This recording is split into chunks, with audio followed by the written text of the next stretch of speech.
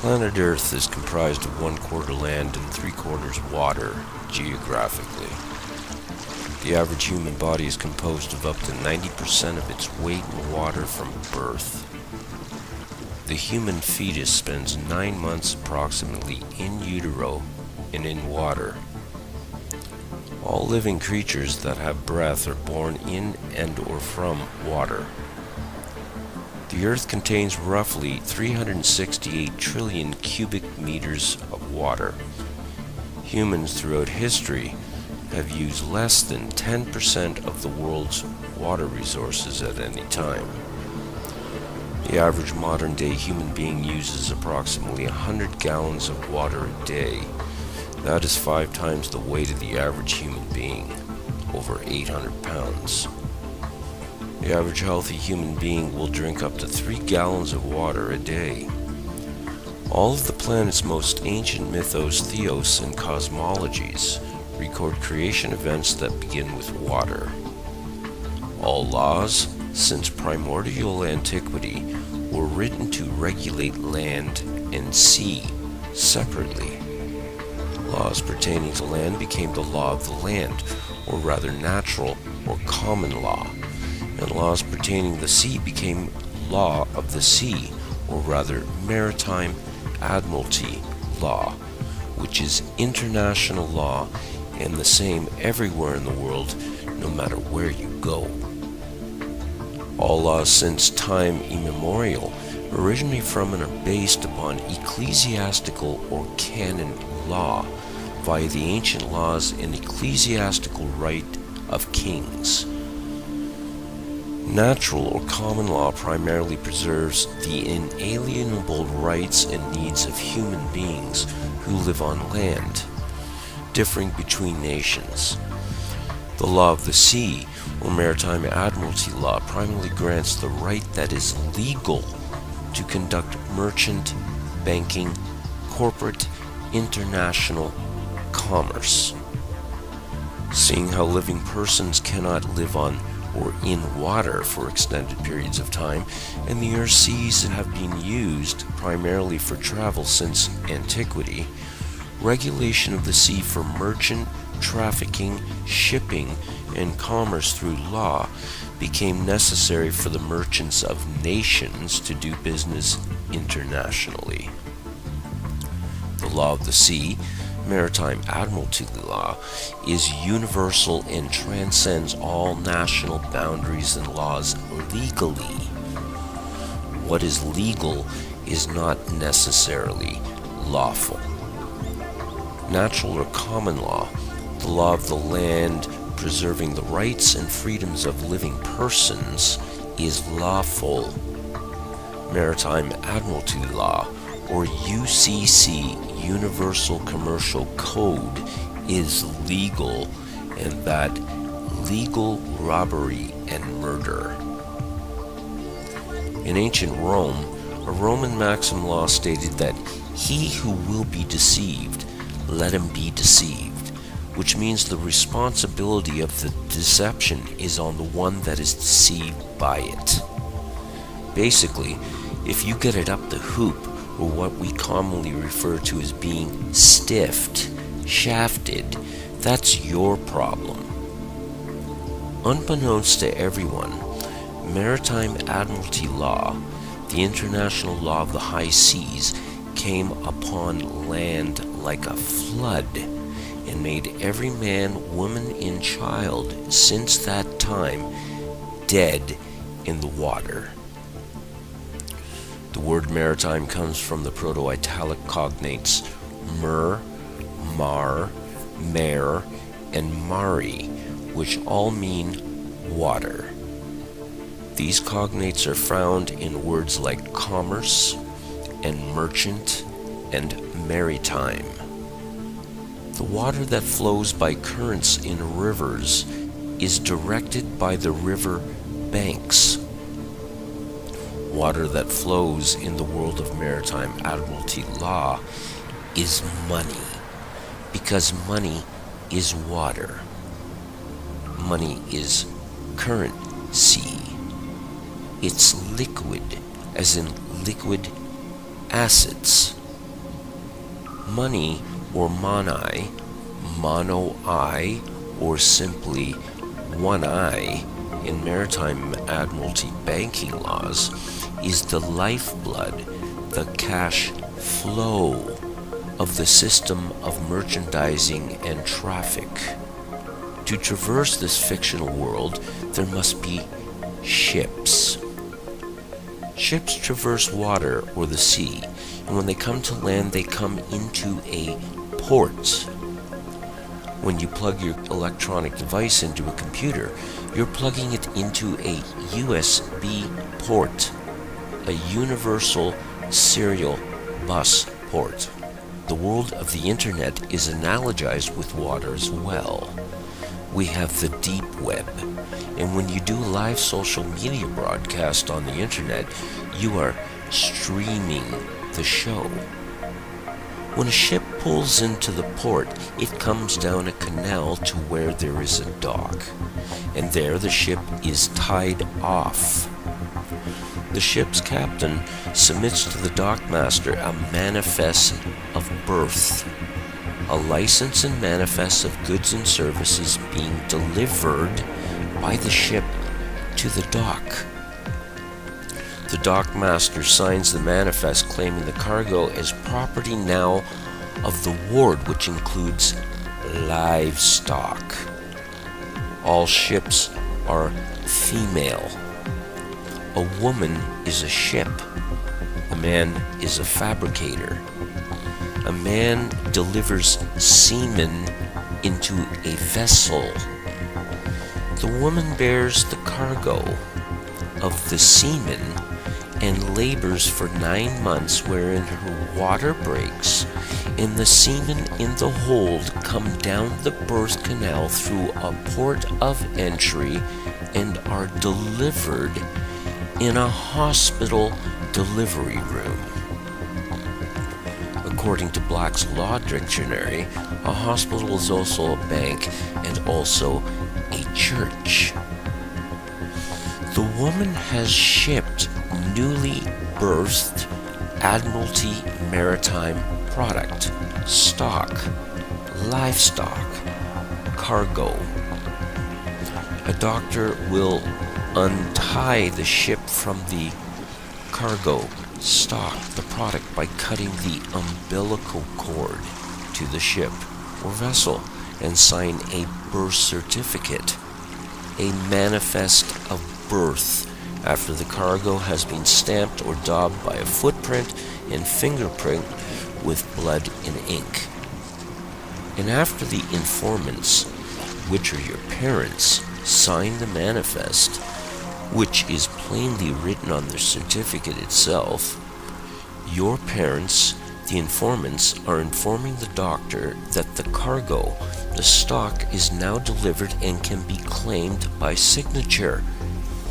The doctor signs the certificate, making you now lost at sea as unclaimed corporate property, cargo, stock, product, commodity.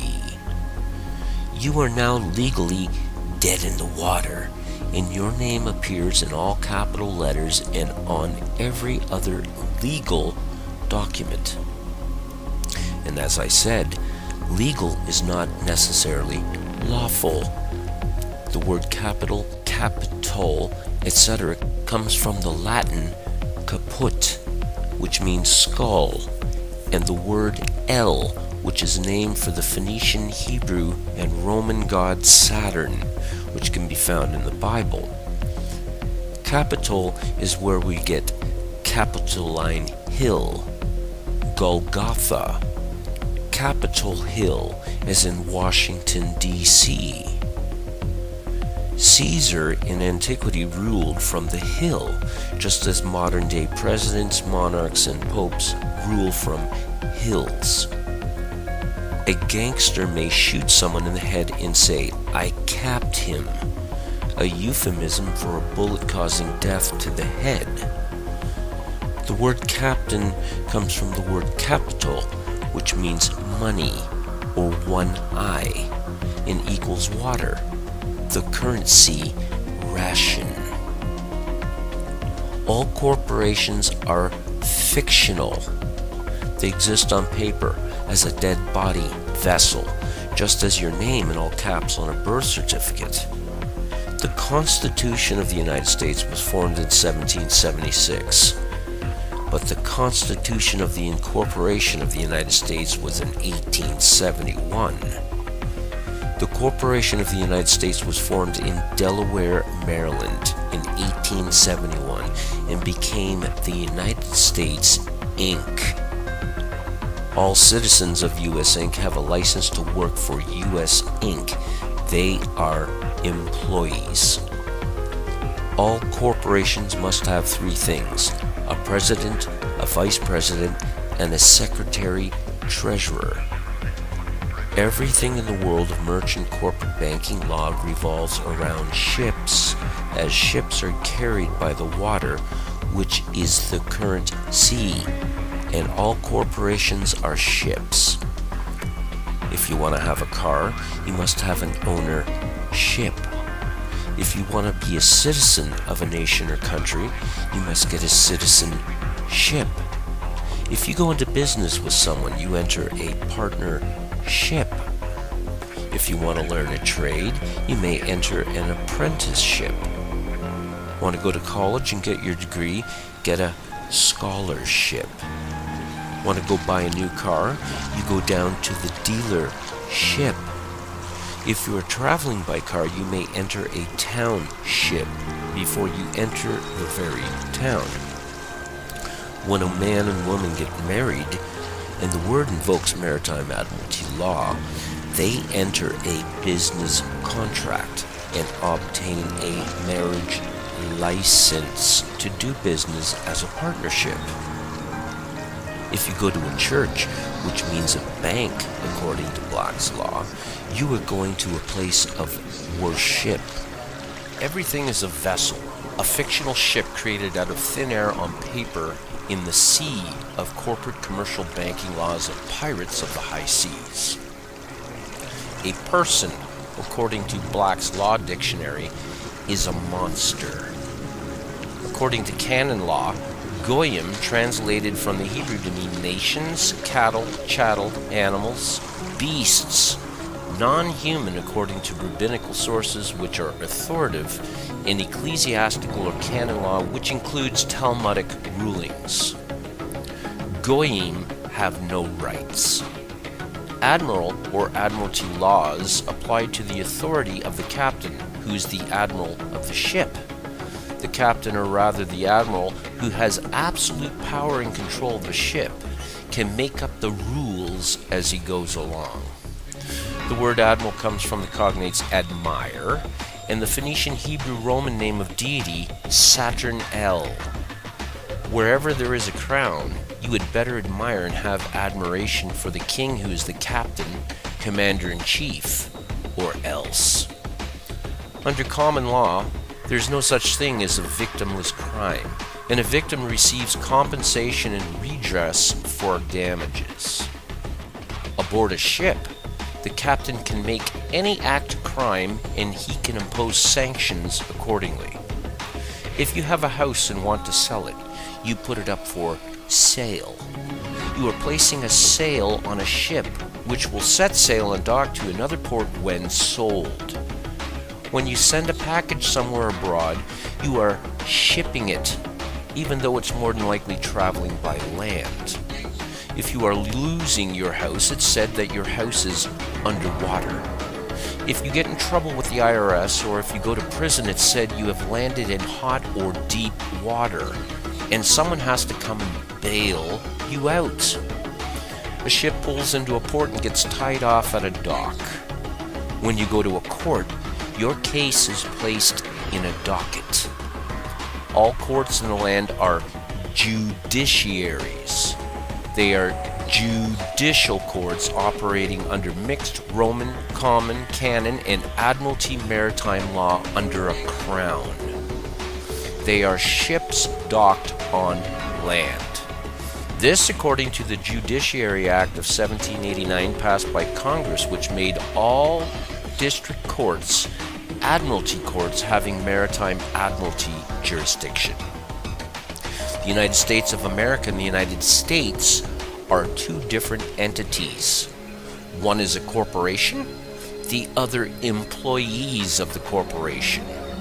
The United States of America never ever did win its independence from the Crown in the Revolutionary War.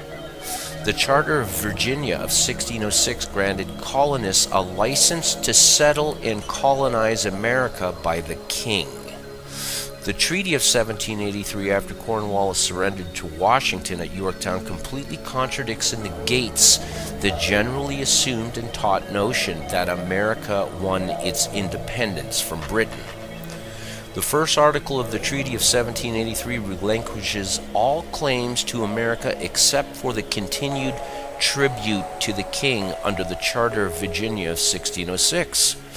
The charter was invoked by King James I, who gave you the King James Bible, and it states in Section 9 of the charter, and I quote, "Yielding therefore to us, our heirs and successors, the 5th part of all the same gold and silver, and the 15th part of all the same copper, so to be gotten or had, as is aforesaid, without any other manner or profit or account, to be given or yielded to us, our heirs or successors."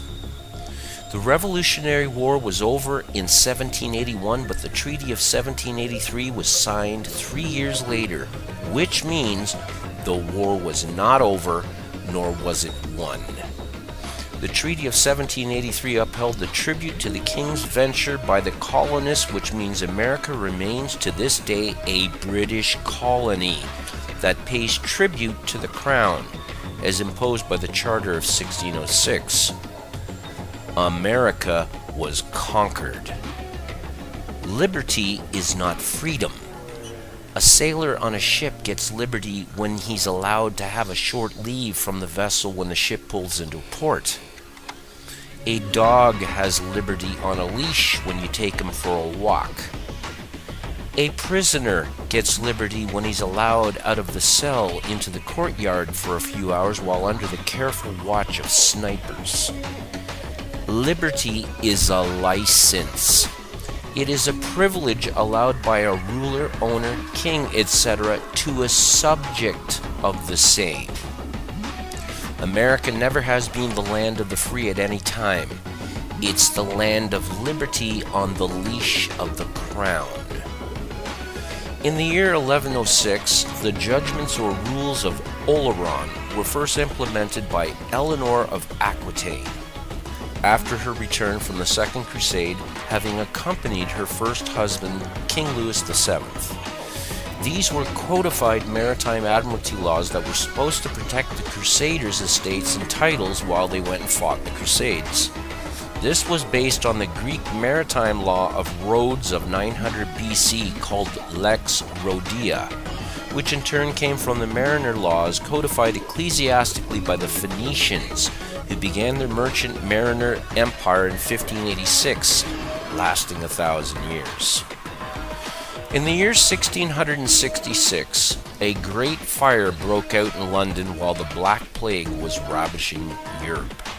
The fire was intentionally set in Pudding Lane, as some historians believe, to clear out the slums to make way for what would eventually be the City of London.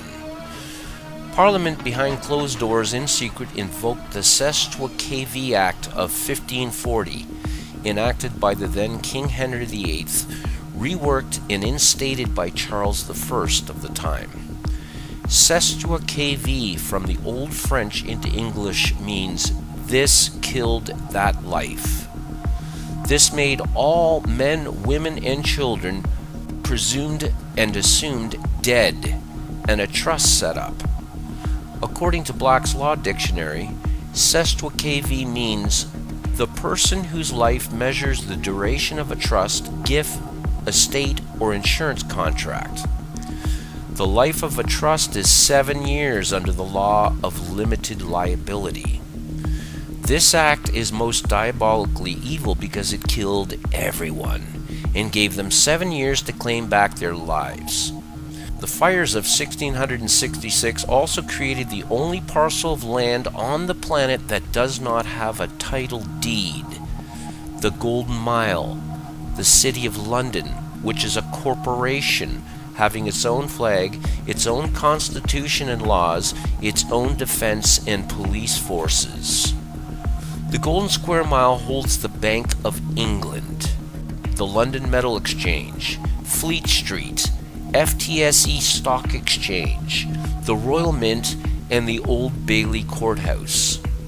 The United States channels billions yearly to the Bank of England to pay the Crown's tribute. In 1913, the Federal Reserve was set up, the brainchild of a secret meeting held on Jekyll Island in 1910.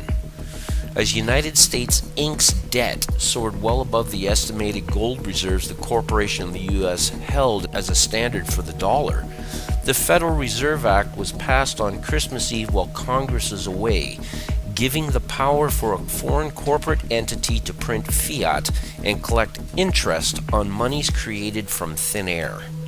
A bank does not loan you money. That's illegal. A bank gives you credit, which is legal, but not necessarily lawful.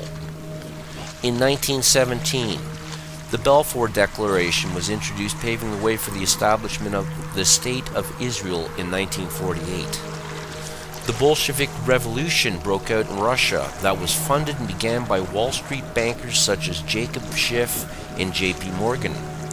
That same year, Woodrow Wilson signed in the War Powers Act that basically stated that the U.S. was stopping all trade with the enemy except for those whom are granted a license, which excluded Americans.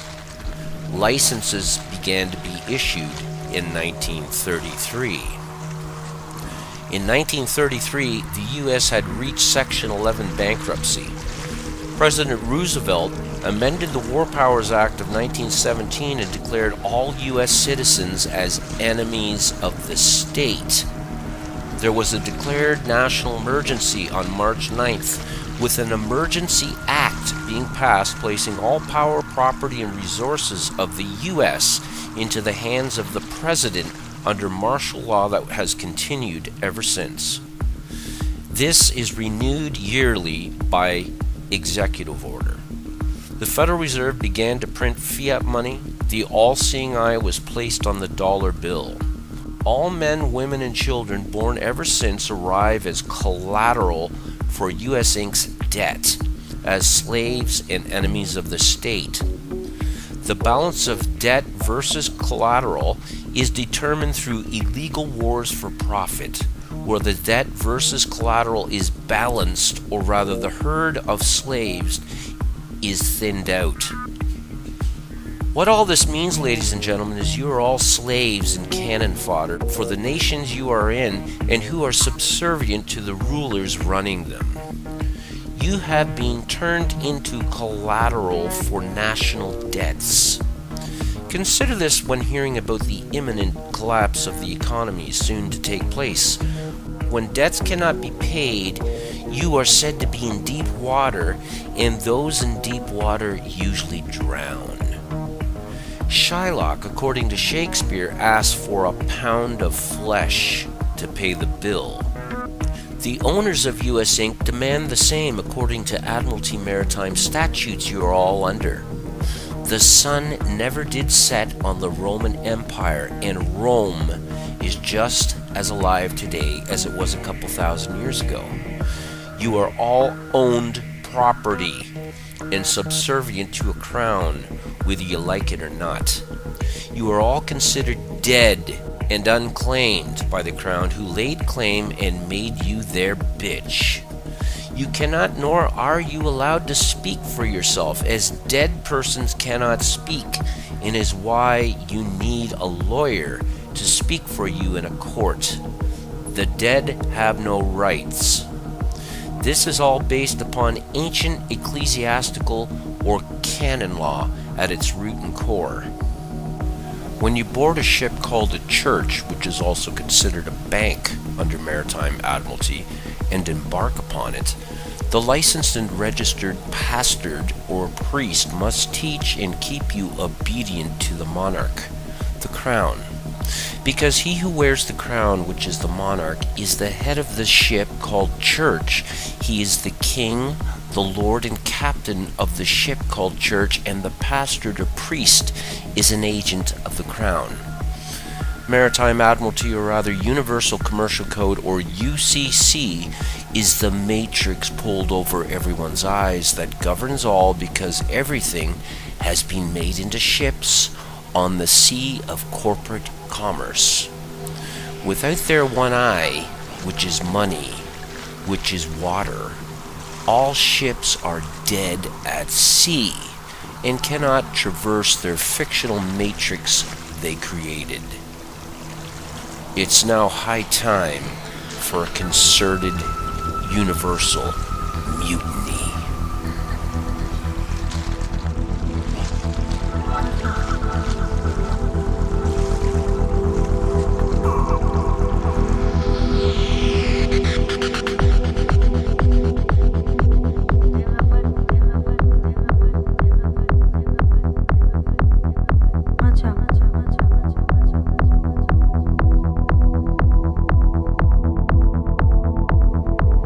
We are opposed around the world by a monolithic and ruthless conspiracy that relies primarily on covert means for expanding its sphere of influence, on infiltration instead of invasion, on subversion instead of election.